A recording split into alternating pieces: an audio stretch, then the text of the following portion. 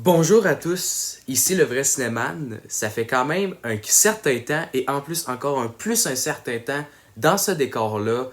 Et oui, aujourd'hui, on est là pour parler du nouveau Marvel qui vient de tout juste sortir, tout frais, en sortant du four, du nouveau Marvel. Ben oui, on va parler aujourd'hui de Shang-Chi et la légende des 10 anneaux ou en anglais, Shang-Chi and the Legend of the Ten Rings.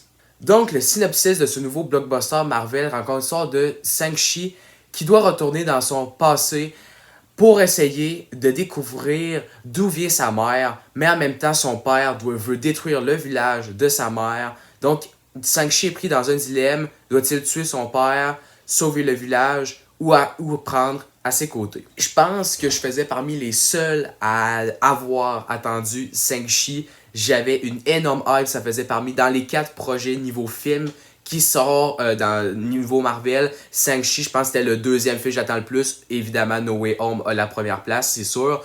Mais ce film-là, je l'attendais beaucoup parce que justement, on introduisait un cinéma asiatique, une vision asiatique dans le monde du super-héros. Et il y avait beaucoup de choses amusantes qu'on pouvait faire avec ce projet-là. Et moi, ça m'a piqué ma curiosité. Dès le début, les bandes annonces m'ont captivé. Donc, j'avais vraiment hâte et surtout de découvrir le vrai mandarin.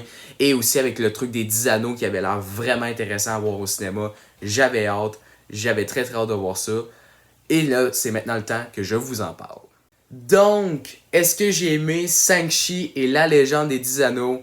La critique fait l'unanimité avec ce film-là. Black Widow, ça a été l'unanimité aussi. J'ai beaucoup aimé Black Widow. J'aime beaucoup Marvel. Donc, Shang-Chi, ça a été une foutue claque. J'ai passé un moment excellent de voir Shang-Chi.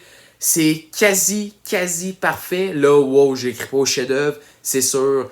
C'est pas du Kubrick, mais wow, c'est vraiment parmi les meilleurs films, même meilleur contenu Marvel qu'on a eu depuis Endgame, et c'est même le meilleur de tout ce qui a été fait depuis la fin de la phase 3 ou la saga de l'infini du MCU. Et oui, je dois évidemment vous parler des qualités de Shang-Chi et la légende des 10 anneaux, et je peux pas passer à côté de la star Simu Liu, qu'on découvre avec ce film-là. Désolé de la prononciation si je prononce mal, mais c'est la nouvelle action star. Je pense que ça va faire partie des nouvelles action stars qu'on va avoir dans nos écrans hollywoodiennes. Mais oui, le gars, il gère le film, il porte le film sur ses épaules, il iconise son personnage d'une manière excellente. C'est un très bon acteur. Je sens qu'il va vraiment imposer sa place dans les prochains films, et je pense que dans la nouvelle génération, Shang-Chi va être dans les personnages les plus intéressants à suivre, dont l'acteur aussi, que j'ai très hâte de voir ses autres films s'il est capable de se dissocier du MCU, parce qu'il y a plusieurs acteurs qui font juste ça. Donc voilà, mais le gars est hyper bon. Je pense que c'est la première fois que je le voyais dans un contenu comme ça. Il les gère parfaitement. Et sinon aussi, tant qu'à parler d'acting dès le début, Aquafina, quelle belle surprise. Elle son personnage a plus d'importance qu'on le croit. Et vous voyez, c'est une très bonne actrice. Elle démontre son talent quelquefois avec ce film Marvel. Après ça, une autre qualité qui me saute au visage, c'est l'univers du film. Honnêtement, ça faisait longtemps qu'on n'avait pas vu un univers aussi riche dans un film Marvel. On a de la fantaisie chinoise, des récits, des légendes, des contes. Après ça, tu contremêles ça avec le goût de vengeance et aussi, évidemment, les combats d'arts martiaux qui sont hyper bien iconisés dans ce film-là. Ça fait vraiment longtemps qu'on n'avait jamais pas vu un film où est-ce qu'il utilisait plus cet univers-là. Il y avait tellement de potentiel et jamais on gaspille ce potentiel-là. C'est bon de A à Z, on y comprend tout. Ils prennent le temps de nous expliquer, ils prennent le temps de le vivre.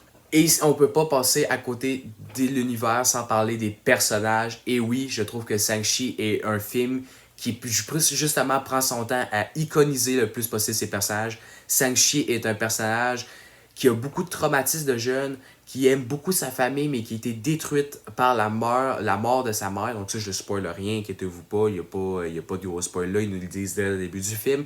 Et je trouve que comment le personnage est capable de suivre il est capable de se développer, de changer selon ce qui se passe. Et il est aussi tiraillé souvent entre le côté de son père, qui est un peu plus méchant, et le côté de sa mère, qui est un peu plus angéliale. Il y a cette naïveté-là qui va un peu s'effacer au fil du film. Et ça, j'ai trouvé que le personnage était très très bien écrit. Je trouve qu'il y a beaucoup de facettes de lui dans un personnage et vraiment qu'on le voit développer, c'est intéressant.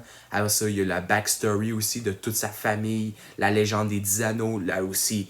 Tant qu'à parler de 10 anneaux, les 10 anneaux sont vraiment cool. Voilà, on a beaucoup de spécialités avec les anneaux et ça joue super bien avec le film, évidemment. Et c'est très important aussi de parler de le mandarin, qui est le méchant du film, le vrai de vrai cette fois-ci.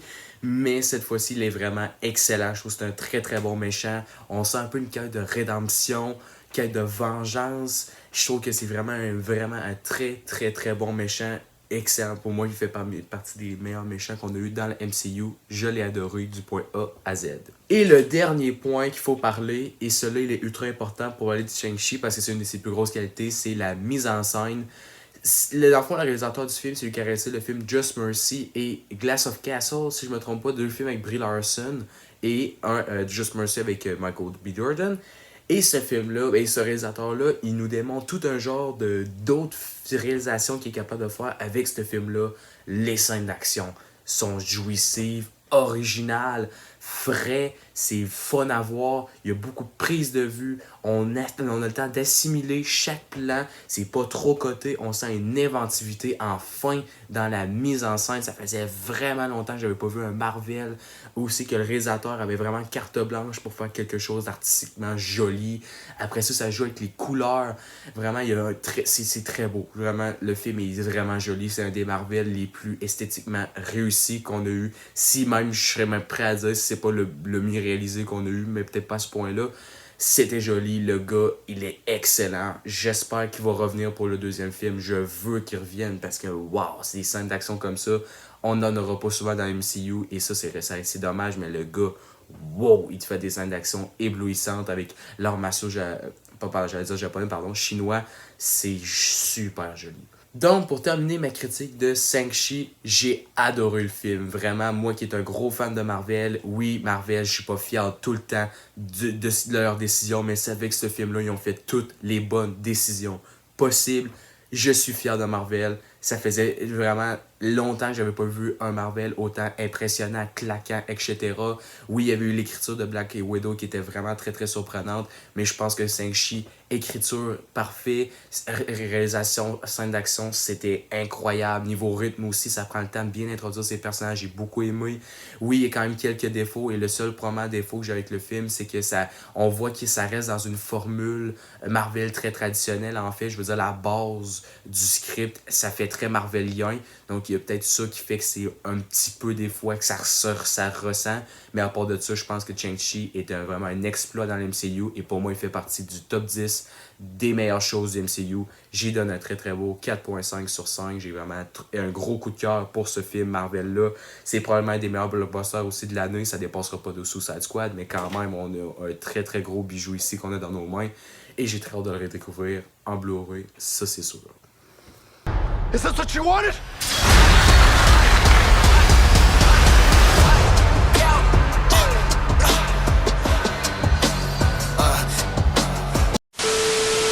Donc voilà tout le monde, c'est la fin de ma critique sur Shang-Chi et la légende des 10 anneaux. J'espère que vous avez apprécié ma critique. Sur ce, n'oubliez pas de liker et de partager. On va se revoir pour d'autres critiques de films, dont celle de Malignant, le nouveau James Wan, et elle de Cry Macho, le nouveau film de Clint Eastwood. Sur ce, on se revoit bientôt. Ciao, ciao!